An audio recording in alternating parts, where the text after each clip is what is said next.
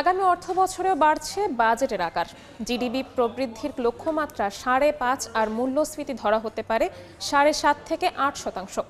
এমন পূর্বাভাস দিয়েছেন অর্থ উপদেষ্টা। জানিয়েছেন, উন্নয়নের সুফল যেন সমহারে সকলের কাছে পৌঁছায়, সেই দর্শনকে সামনে রেখেই বাস্তবায়নযোগ্য বাজেট দিতে যাচ্ছে অন্তর্বর্তী সরকার। লক্ষ্যমাত্রা নির্ধারণকে যৌক্তিক বললেও ভর্তুকি ব্যয়ে লাগাম টানার তাগিদ অর্থনীতিবিদদের।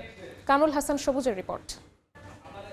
বাস্তবায়নযোগ্য যেন বাজেট করি।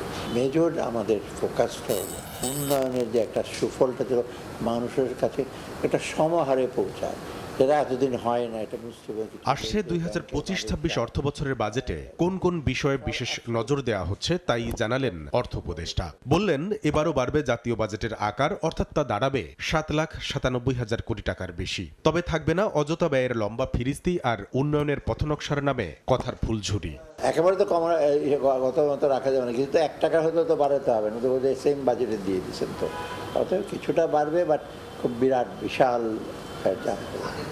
উন্নয়নের ধারায় দেশের মোট দেশজ উৎপাদন কেমন হারে বাড়বে আগামী অর্থ বছর, এমন প্রশ্নে জানান, জিডিপি প্রবৃদ্ধি ধরা হতে পারে 5.5%, যা 6.8% ধরা হয়েছিল চলতি অর্থ বছরের বাজেট ঘোষণায়। মূল্যস্ফীতি নিয়ন্ত্রণ নিয়েও নেই উচ্চাকাঙ্ক্ষা, 7.5 থেকে 8% রাখতে চান মূল্যস্ফীতির লক্ষ্যমাত্রা। চলতি অর্থ বছরের বাজেটে যা ধরা হয়েছিল 6.5%। ইনফ্লেশনটা আমরা বলছি যে ম্যাক্সিমাম 7.5 থেকে 8 আর কি। আর গ্রোথ তো আমি বলছি এই বছরগুলো তো 5-এর বেশি হবেই না, আর আগামীবার 5.5-এর মতো আমরা চেষ্টা করি। ঋণের চাপ মোকাবিলায় এবার বাজেট ঘাটতি রাখা হবে 4%-এর কাছাকাছি। 5 রাখলে ভালো হয় বলতে, আমরা তো 4-এর বেশি সেট করবো না।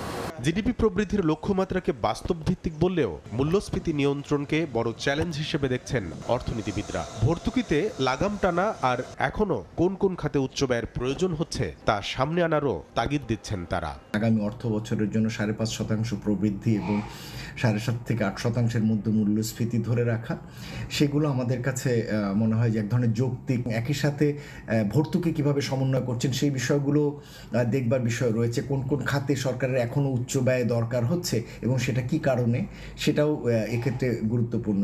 আগামী 2 জুন বিকেল 3টায় বিটিভিতে বাজেটের আদ্যোপান্ত তুলে ধরবেন অর্থ উপদেষ্টা। কামরুল হাসান সবুজ, সময় সংবাদ, ঢাকা। 4 দশক ধরে আপনার ফাইন্যান্সিয়াল পার্টনার আইডিএলসি।